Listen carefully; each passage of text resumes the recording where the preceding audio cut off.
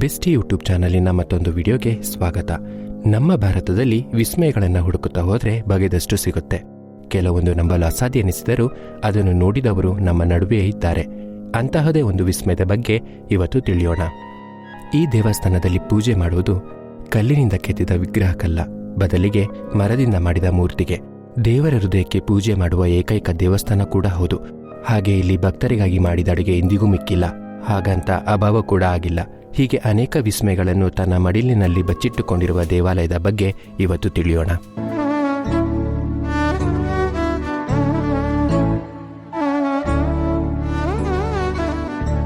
ಈ ದೇವಸ್ಥಾನದ ಬಗ್ಗೆ ತಿಳಿಬೇಕು ಅಂದರೆ ನಾವು ಸ್ವಲ್ಪ ಹಿಂದಕ್ಕೆ ಹೋಗಬೇಕು. ಅಂದರೆ ದ್ವಾಪರ ಯುಗದ ಕೊನೆಯ ದಿನ, ಹಾಗೆ ಕಲಿಯುಗ ಪ್ರಾರಂಭ ಎನ್ನುವ ಕೃಷ್ಣನ ಅಂತ್ಯವಾದ ದಿನ. ಗಾಂಧಾರಿಯ ಶಾಪದಂತೆ ಒಮ್ಮೆ ಕಾಡಿನಲ್ಲಿ ಒಬ್ಬ ಬೇಟೆಗಾರ ಬೇಟೆಯಾಡುತ್ತಾ ಅಲ್ಲೇ ಮರದ ಕೆಳಗೆ ಮಲಗಿದ ಕೃಷ್ಣನ ಅಂಗಾಲಿಗೆ ಆಕಸ್ಮಿಕವಾಗಿ ಬಾಣ ಹೊಡೆಯುತ್ತಾನೆ. ಅದರಿಂದ ಶ್ರೀಕೃಷ್ಣನು ಅಲ್ಲಿಯೇ ದೇಹತ್ಯಾಗ ಮಾಡುತ್ತಾನೆ. ಈ ಘಟನೆಯಿಂದ ಮರುಗಿದ ಬೇಟೆಗಾರ ಕೃಷ್ಣನ ಶರೀರಕ್ಕೆ ಅಂತ್ಯ ಸಂಸ್ಕಾರ ಮಾಡುತ್ತಾನೆ.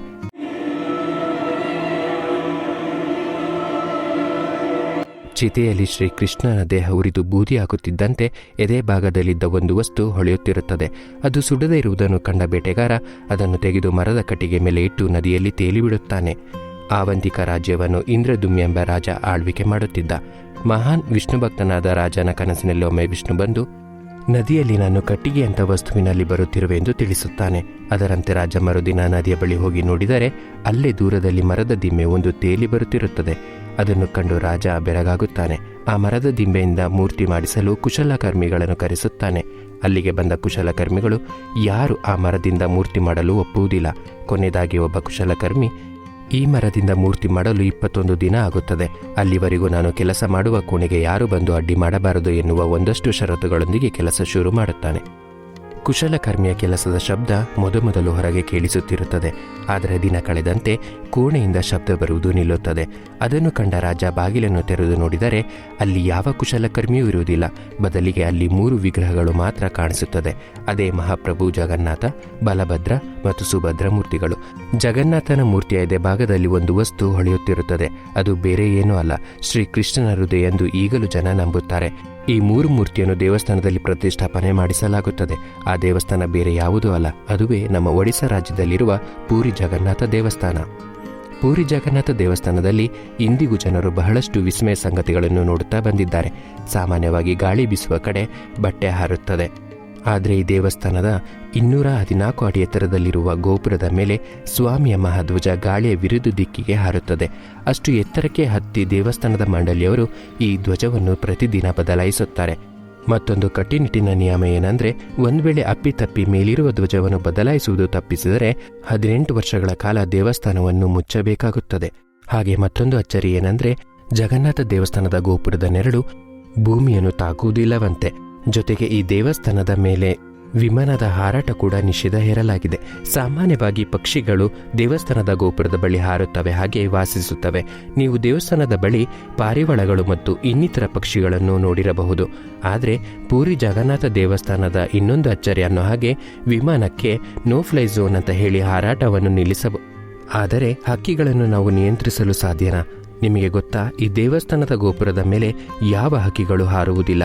ಹಾಗೆ ಅಲ್ಲಿನ ಅನ್ನ ಸಂತರ್ಪಣೆ ವಿಷಯಕ್ಕೆ ಬಂದರೆ ಎಷ್ಟೇ ಜನ ಭಕ್ತರು ಬಂದರೂ ಯಾವತ್ತೂ ಕಡಿಮೆಯಾಗಿಲ್ಲ, ಹಾಗೆ ಮಿಕ್ಕಿಲ್ಲ ಅನ್ನುವುದು ಅಲ್ಲಿನ ಜನರ ಮಾತು. ಇಲ್ಲಿನ ಇನ್ನೊಂದು ಅಚ್ಚರಿ ಏನಂದರೆ, ಸ್ವತಃ ಭಗವಂತನಿಗೂ ಆರೋಗ್ಯ ಸಮಸ್ಯೆ ಎದುರಾಗುತ್ತದೆ. ವೈದ್ಯರು ಆತನನ್ನು ಪರೀಕ್ಷೆ ಮಾಡುತ್ತಾರೆ. ದೇವರು ಸುಧಾರಿಸಿಕೊಳ್ಳಲು ದೇವಸ್ಥಾನದ ಬಾಗಿಲನ್ನು 15 ದಿನಗಳ ಕಾಲ ಮುಚ್ಚಲಾಗುತ್ತದೆ. 12 ಅಥವಾ 19 ವರ್ಷಕ್ಕೆ ಒಮ್ಮೆ ಪೂರಿ ಜಗನ್ನಾಥ ಸೇರಿದಂತೆ ಬಲಭದ್ರ ಮತ್ತು ಸುಭದ್ರ ಮೂರ್ತಿಯನ್ನು ಬದಲಾಯಿಸಲಾಗುತ್ತದೆ. ಅದಕ್ಕೂ ಒಂದಷ್ಟು ಪದ್ಧತಿಗಳಿವೆ. ಅದನ್ನು ಮಾಡುವವರು ಕಣ್ಣಿಗೆ ಬಟ್ಟೆ ಕಟ್ಟಿ ಮಾಡುತ್ತಾರೆ ಎನ್ನಲಾಗುತ್ತದೆ. ಹಾಗೆ ಆ ದಿನ ದೇವಸ್ಥಾನದ ಸುತ್ತಮುತ್ತ ಪವರ್ ಕಟ್ ಮಾಡಲಾಗುತ್ತದೆ. ಹೀಗೆ ಪೂರಿ ಜಗನ್ನಾಥ ದೇವಸ್ಥಾನದಲ್ಲಿ ಬಗೆದಷ್ಟು ಅಚ್ಚರಿಗಳು ಕಣ್ಮುಂದೆ ಬರುತ್ತದೆ. 12-19 ವರ್ಷಗಳಿಗೊಮ್ಮೆ ಶಾಸ್ತ್ರೋಕ್ತವಾದ ಆಚರಣೆಯಿಂದ ನಿಖರವಾದ ಪ್ರತಿಕೃತಿಯಿಂದ ಬದಲಾಯಿಸಲಾಗುತ್ತದೆ. ಪೂರಿ ಜಗನ್ನಾಥ ಯಾತ್ರೆ ಇದು ಚಾರ್ಧಾಮ್ ಯಾತ್ರೆಗಳಲ್ಲಿ ಒಂದಾಗಿದೆ. ಪ್ರತಿ ವರ್ಷ ಜಗನ್ನಾಥನಿಗೆ ಅಣ್ಣ ಬಲಭದ್ರ, ತಂಗಿ ಸುಭದ್ರಿಗೆ ಬೇವಿನ ಮರದಿಂದ 3 ಪ್ರತ್ಯೇಕ ರಥಗಳನ್ನು ತಯಾರಿಸಲಾಗುತ್ತದೆ. ರಥದ ನಿರ್ಮಾಣ ಕಾರ್ಯ ಅಕ್ಷಯ ತೃತೀಯದಂದು ಪ್ರಾರಂಭವಾಗುತ್ತದೆ. ಜಗನ್ನಾಥನಿಗೆ ನಂದಿಘೋಷ, ಬಲಭದ್ರನಿಗೆ ತಾಳಧ್ವಜ, ಸುಭದ್ರೆಗೆ ದರ್ಪದಳ ಹೀಗೆ ಪ್ರತ್ಯೇಕ 3 ರಥಗಳ ಹೆಸರು ಜಗನ್ನಾಥನ ದೇವಸ್ಥಾನದಲ್ಲಿ ಮಾಡಲಾಗುತ್ತದೆ. ರಥಯಾತ್ರೆಯ ನಂತರ ರಥವನ್ನು ಕಳಚುತ್ತಾರೆ ಮತ್ತು ಆ ಮರದ ತುಂಡನ್ನು ಜಗನ್ನಾಥನ ಮಹಾಪ್ರಸಾದ ತಯಾರಿಸಲು ಬಳಸುತ್ತಾರೆ. ವಿಶ್ವವಿಖ್ಯಾತಿ ಪಡೆದಿರುವ ಒಡಿಶಾದ ಪೂರಿ ಜಗನ್ನಾಥ ದೇವಸ್ಥಾನದಲ್ಲಿ ವರ್ಷಕ್ಕೊಮ್ಮೆ ಆಷಾಢ ಮಾಸದಲ್ಲಿ ಈ ರಥೋತ್ಸವ ನಡೆಯುತ್ತದೆ. ಅಲ್ಲದೆ ಇಲ್ಲಿನ ಪುರೋಹಿತರು ಪ್ರಸಾದವನ್ನು ತಯಾರಿಸುವ ಸಾಂಪ್ರದಾಯಿಕ ವಿಧಾನವನ್ನು ಪಾಲಿಸುತ್ತಾರೆ. ಇಲ್ಲಿ ಪ್ರಸಾದವನ್ನು ಉರುವಲು ಬಳಸಿ ಬೇಯಿಸಲಾಗುತ್ತದೆ.